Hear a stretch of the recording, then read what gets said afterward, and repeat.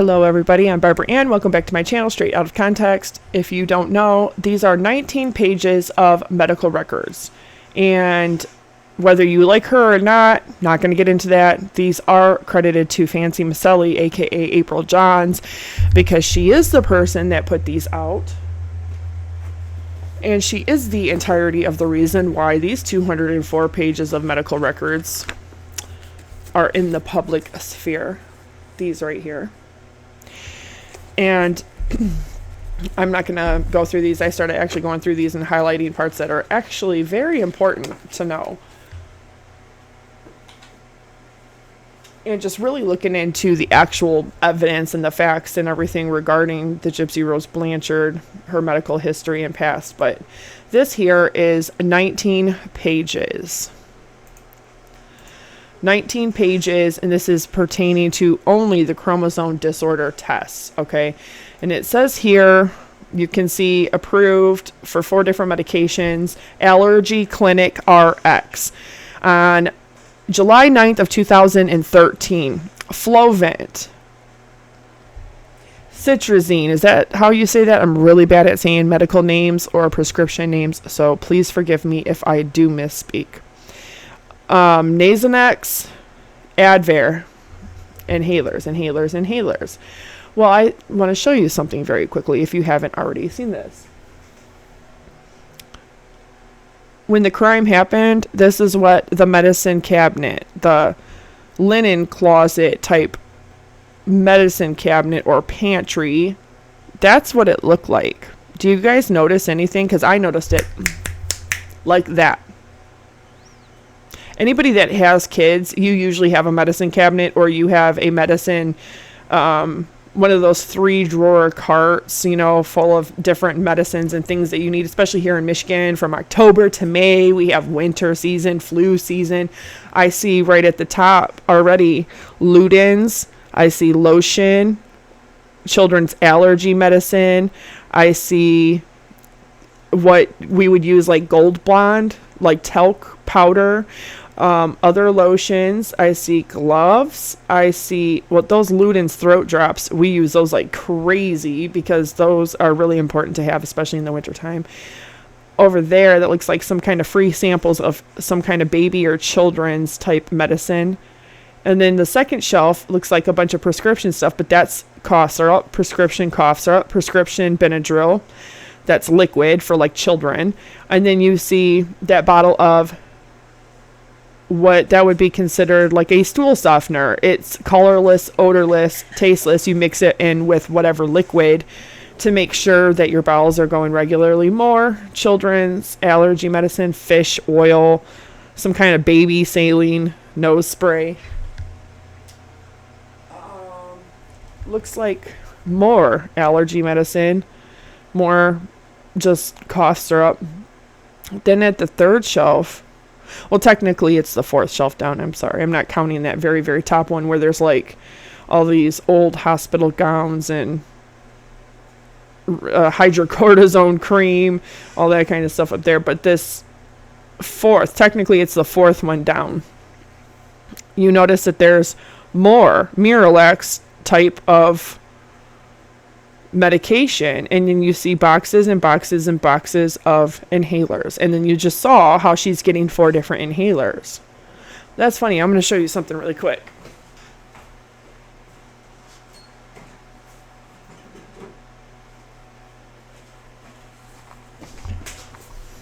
After having cervical cancer, radical hysterectomy, a partial vagina removal, and a total pelvic lymphodectomy done, having cancer, yeah, I have stool softener stuff all the time. I take this every day to make sure I don't have any issues.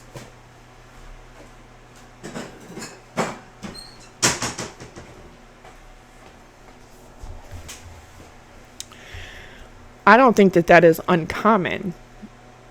And I think anybody that has 1, 2, 3 or more kids, I mean, if you have one child, you usually have stuff like this, especially if you come from a climate like Missouri, Michigan, Minnesota, the Dakotas, even, you know, Ohio, Pennsylvania, New York. A lot of these states, we have winter winter weather. So we have flu seasons that tend to be worse. But I don't see,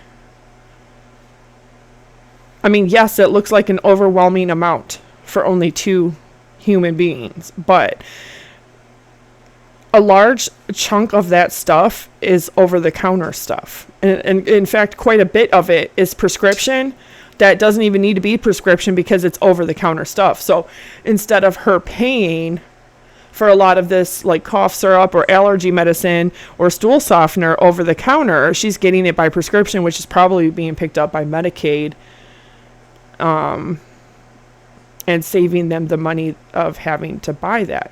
But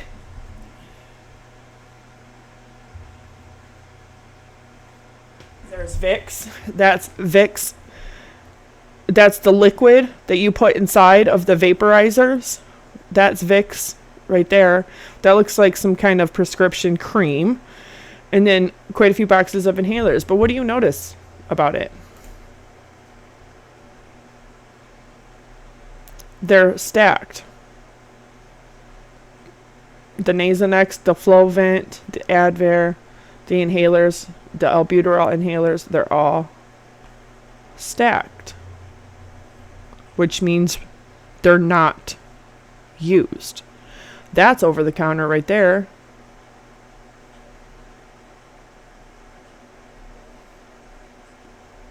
Which is telling you that a lot of this medicine was being filled, but was not being given. If it was being administered, forced, it would be empty and not in a closet like that. So that tells you that she was hoarding it, stockpiling it, just for a rainy day in case somebody did need it or something, but that Gypsy was not actually using these.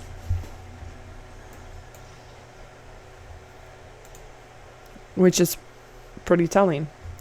But we go down here, these prescriptions are on hold, pending signature. But if you see it down at the bottom, printed, request ID, meaning that these medical records were requested on December 28th of 2015, which means she was already in prison for about 5 months at that point. Almost 6 months, something like that. And so that's when they actually obtained a copy. And it says date of birth, gender, 7/27/1995.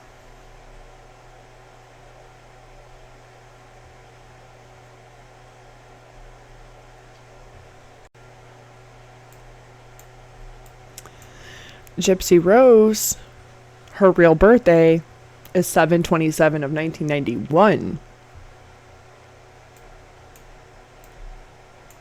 And while, yes, that may look like her mom kept her birth date from her, that we know that's not true, because I had 4 different pictures of 4 different birthdays where she had numbers on her candles and she definitely knew how old she was. So I'm not even going to get into those details. This looks like when they went to Missouri, what they did was they tried to make it look like Gypsy was a little bit younger to continue getting SSI or SSDI for her. So all of this stuff with pretending to be a paraplegic could be for no reason other than they were getting a monthly disability check for it. But that's my own opinion from what I've seen and what I've read. Dear Dr. Steele, it is with pleasure that I see Gypsy in our pediatric neurology clinic today. I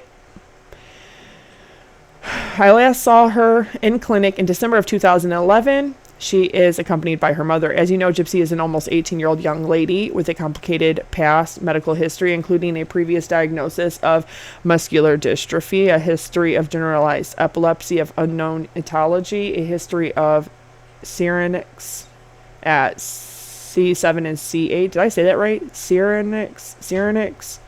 Tell me if I'm saying that wrong. And a microarray. Oh, and a history of flaccid diplegia. I have been following her for epilepsy. In addition, a microarray returned a 2.74 megabase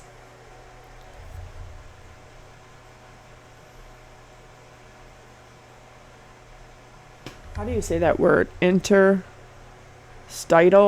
deletion of a chromosome. 1q21 G.1. This region contains more than 20 annotated gene transcriptions and has previously been reported in association with neurodevelopmental disorder. Sorry, that's Bosco, my pug. He's going to go upstairs probably with one of the kids. And highly variable phenotypes ranging from asymptomatic to severe developmental delay and multiple congenital anomalies. Bosco, come here. Come here. Come. Are you going to go see Reggie? Huh? Come here. No? You want to go upstairs? He's probably ready for bed. He goes to bed on his own. He's a dog. The mother was tested and was not found to carry the deletion. The father cannot be reached. Since the last visit, Gypsy has done relatively well. She had 2 seizures, one on February 9th, 2013, and one on March 29th, 2013. The first seizure was a small seizure, which was described as a few generalized jerks lasting approximately 1 minute, followed by the child being confused and tired. The second seizure was described as a bigger seizure. It lasted approximately 2 minutes. It was described as generalized tonic. And following the event, she was very sleepy for several hours. Come here, Bosco. Come here. Come. Come here. Come on. No? Okay. He's so handsome. Look at that doggy. He's so cute. Gypsy continues to be on Keppra 8 milliliters. PO bid, which comes to 36 milligrams per day, and tolerated the Keppra without difficulty. She had previously been treated with phenobarbital and Tegretol, but has reached the best seizure control on Keppra.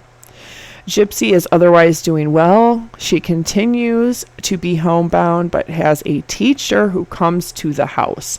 She is making progress and has many plans with her mother. Oh, she had plans. She had plans with her mother, all right, and she had plans for her mother. Oh, yeah. Attempted in March of 2011, attempted again on June 14th of 2011. A whole year and a year and a half before she ever met Nicholas Godejohn online in October of 2012. Note that. Allergies, iodine, medications, Keppra, Xantex, Miralax. That's the stuff I just showed you in the medicine cabinet. Right there. Nystatin, ProAir, albuterol, singular, Nasonex, prednisone, Valium, 2 milligram as needed for pain. She typically uses 1 to 2 doses per week for her back pain. Tylenol, EpiPen, Bactroban cream as needed, Panthenol, eye drops. Well, she clearly was not using that medication because look at it's all stockpiled and not used. Right here before our eyes. Tretinoin cream to the face as needed. She was getting tretinoin. Most of the time, Medicaid does not cover that. Azithromycin ointment as needed for acne.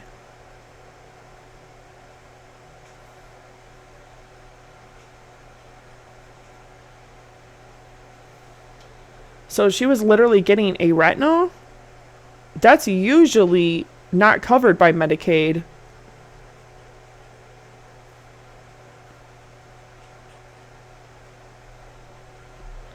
That's weird. Usually, if you get tretinoin, you have to pay for that.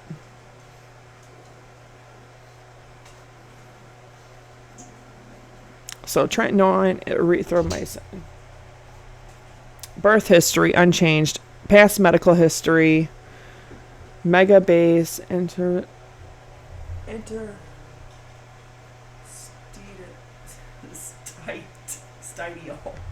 Interstitial. I can't even say that. Deletion. Interstitial deletion of a chromosome. 1q21-1. I'm so bad at saying that. Interstitial. Interstitial. Generalized epilepsy. Presumed of genetic etiology. Mild global cognitive impairment. Flaccid dysplasia. History of syrinx at C7 and C8. Mild global cognitive impairment. Asthma and vision impairment. The vision stuff's true. Asthma could be true. I mean, we know that she had strabismus of the eye, which actually is not just a lazy eye. Left untreated without surgical intervention, and usually several surgeries throughout your lifetime, you will go blind. We know that for a checked fact. Past surgical history unchanged. Social history, continues to live at home with mother. They have 2 cats. There are no smokers. Developmental history reviewed in the history of present illness. Family history unchanged. Review of systems unremarkable except as noted in the history of present illness. Physical examination. Vital signs. Her height is 152.4 centimeters, which plots at the 5th percentile. Her weight is 44.8 kg, which plots at the 4th percentile. So that means that her height and her weight was actually matching. If she's at the 5th percentile for height and the 4th percentile for weight, that means that her weight and her height are correlated. They're on target for what they should be for her age, her gender. So that's actually good. Her head circumference is 51 centimeter, which plots below the 2nd percentile.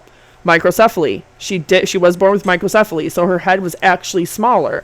So her head is below the 2 percentile, which is a symptom of microcephaly, which means you were born with a head 10 to 19% smaller than what it should be. Her pulse is 77. Her blood pressure is 114/59. General Gypsy is very pleasant. 17-year-old young lady who cooperates well with the simple commands without difficulty. She has a rich vocabulary. She sure does have a rich vocabulary. Oh, honey, I'm so not threatened by you. My man wouldn't touch you with the 10-foot pole. And last time I checked, you ain't got a man. She has a flaccid dysplasia and is wheelchair bound. Microcephalic and automatic. The sclerae are anti-ceteric. Did I say that right? The mucous membranes are moist and pink. No obvious dysmorphic features other than the microcephaly are noted. She actually was born with a chromosome disorder, microcephaly, strabismus of an eye, and sleep apnea. So those are 4 things she really did actually have. And I'm thinking because she actually had the sleep apnea that she probably did have asthma, although they don't always correlate. People can have sleep apnea and then not have it when they get older. But when she was an infant, when she was a newborn, her grandfather testified to the fact that that alarm went off all the time when she was a baby. And it woke everybody in the house up and startled everybody. And it caused a lot of emotional distress on Dee Dee. And of course it would, because it's scary for any mother to have their very young brand new baby stop breathing in their sleep. That's terrifying because we know about SIDS. We knew about SIDS then. We used to call it cradle death or crib death. And of course that would be horrible, horrible, horrible. So neck, supple. There is no lymphadenopathy, clear to, chest, clear to auscultation bilaterally, cardiovascular, regular rate and rhythm, no murmur, rubs or gallops are noted, abdomen, positive bowel sounds, non-tender, non-distended, extremities, flaccid dysplasia, skin, no neurocutaneous changes are noticed. Neurological exam, cranial nerves. The pupils are equal, round, and reactive to light. Movements are grossly intact. She has mild left astropia. There is no facial asymmetry. There is no facial asymmetry, meaning that her face is not symmetrical. Nobody's face is actually symmetrical. There is no ptosis or droop. Hearing is grossly intact bilaterally. The uvula is midline. The palate elevates symmetrically.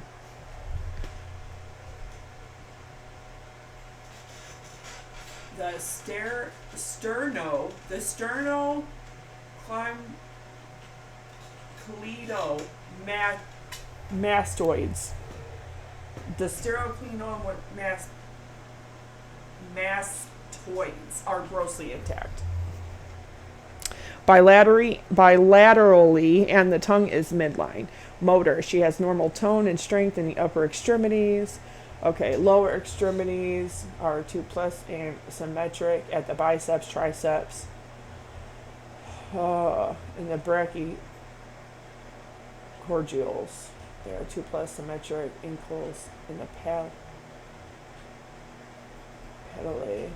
The Babinski are equivocally bilaterally. Sensation is intact to light touch in the upper extremities. I had previously noted that the child reports having no sensation below. Previously noted that the child, who they think is 18 at this time, right?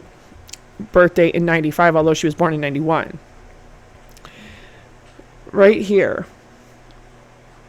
Previously noted that the child reports having no sensation below the level of the pelvis, although I did note that she appears to react to being touched lightly. That doesn't say mom said. That proves that she was proactively participating in pretending to be paraplegic.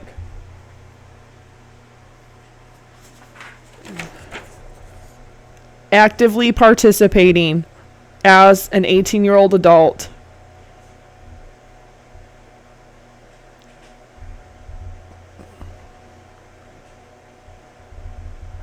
who was actually almost 22 at this point, right? Actively participating in making doctors think she's paraplegic so they can continue to get SSI and SSDI monthly disability checks from Social Security. And that is gross and disgusting because so many people really are physically disabled and need that financial help because they cannot work. And she participated for 6 whole years as an adult. Anything before 18, sure, you can argue that it may be CA. But this proves that she was partaking in it, okay? Cerebular. There's no obvious dysmetria, or I can't even say that. Dysdicodecagonese in upper extremities. Gait. She appears to have flaccid diplegia and is in a wheelchair. Impression: Gypsy is an almost 18-year-old young lady with a 2.74 megabase deletion of a chromosome 1q21-1.1 with a resultant mild global cognitive impairment, generalized epilepsy, and vision impairment. She also has a history of serious disease. Okay, that's of her spine. And history of flaccid diplegia, which I'm not completely sure, does not have a component of conversion. Finally, she has a history of generalized epilepsy, which is rather well controlled with Keppra, although she did have a few breakthrough seizures over the last few months. Gypsy, did you really have seizures? Or were you guys just lying and pretending to have seizures so you would for sure get disability? Because acting like a paraplegic wasn't enough, right? Recommendation: at this time, I would recommend increasing the Keppra to 10 ml by mouth twice per day, which comes to 40.5 milligram/kg per day. In addition, at today's visit, Gypsy's mother showed me some discoloration in both of her inner thighs. She has an appointment with her dermatologist on July 16th, and I recommend to have the dermatologist look at it. This does not have any recognizable neurocutaneous findings. In addition, I encourage Gypsy's mother to start transitioning to adult neurology, as Gypsy is now 18 years old. I gave her some recommendations as to who to call. I will continue following her until she has an adult neurologist. I reviewed my impression with Gypsy's mother. I answered all her questions. I encouraged her to call with any further questions or concerns. I will see Gypsy back in neurology clinic in 6 months for a follow-up visit. Thank you for the opportunity to partake in Gypsy's care. Should you have any questions, please feel free to call. Sincerely, JBLE. Pyshon? Is that how you say it? Pyshon? Outpatient vitals measurements entered on 5/29/2013. Now remember, she wasn't almost 18. She would have been almost 22.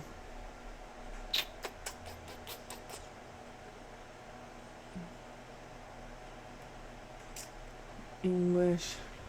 Barriers to learning. Developmental delays. Learning needs identified. Yes. Religious issues. Emotional family home concerns. No. Emotional / family home concerns. No. Ambulatory clinical notes. Substance monitor. Okay. We're going to skip all that. Tretinoin. Prescribed as ordered. She was getting the 0.025% cream. Application affected areas. Failed. Benzoyl peroxide product. Ordering provider. Okay.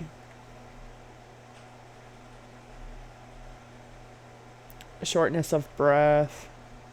Flovent. EpiPen. Nasonex. All that. Each nostril. Ibuprofen.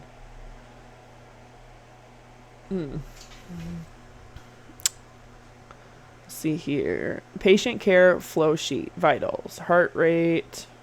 Blood pressure. Cough.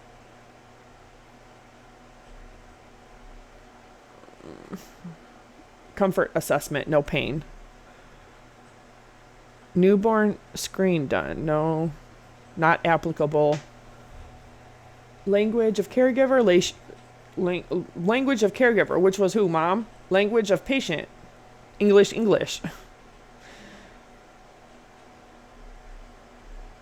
Let's see. More blood pressure vitals. Medicine. And there you have it. Children's Mercy Hospital and Clinics, Kansas City. Copy. Requested and printed on 12/28/2015. So she had been, when this particular copy was requested, she had already been sitting in prison for 6 months or so, or about 6 months. And that proves that she actually has a chromosome disorder, a microdeletion of a chromosome, 1q21.1, and that she herself was partaking in being seen by doctors. She herself was pretending to be paraplegic. And this was in 2013. 5/30/2013. Okay, so at this time that this happened on 5/30/2013, Gypsy Rose would be just 2 months away from her 22nd birthday. She was not almost 18. She's lying to doctors as an almost 22-year-old grown woman. She is pretending to be a paraplegic herself. She is pretending to be a paraplegic, and she is pretending to not be almost 22, but to be almost 18.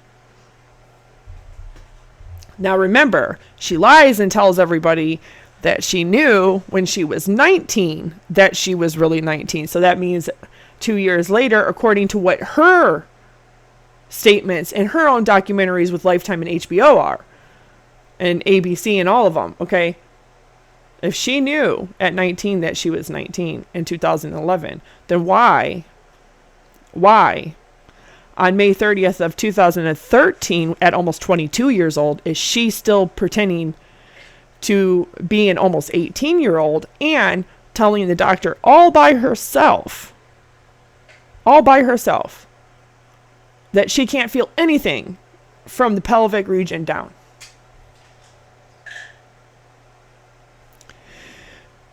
Because Gypsy Rose Blanchard was pretending to be a paraplegic with her mom to get SSI and SSDI, Social Security disability money from the Social Security Administration.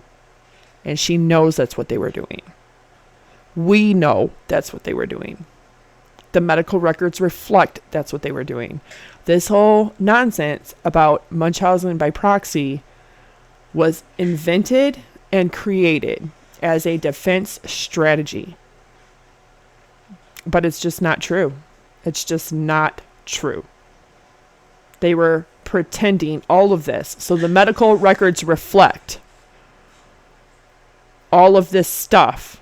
So Social Security gets a medical release and gets all these medical records and approves them for disability. That's what this is all about. And you can feel free to scroll through it yourself or pause to read if you would like to. But of course, I have to give credit to Fancy Maselli because she's the one who has put these out. And with that said, sorry for botching any of these big words that I am not a medical professional, not in this capacity. I'm really bad at pronouncing them. I'm sure most people would be. And with that said, I hope you enjoyed this video. Thank you for your time. Thank you for being here. Thank you for supporting my channel. I love you all, and I will see you all on the flip side. If you want, send me all the love you can. Subscribe, like, comment, share. Stick around. Give me a chance. You might like what I have to say.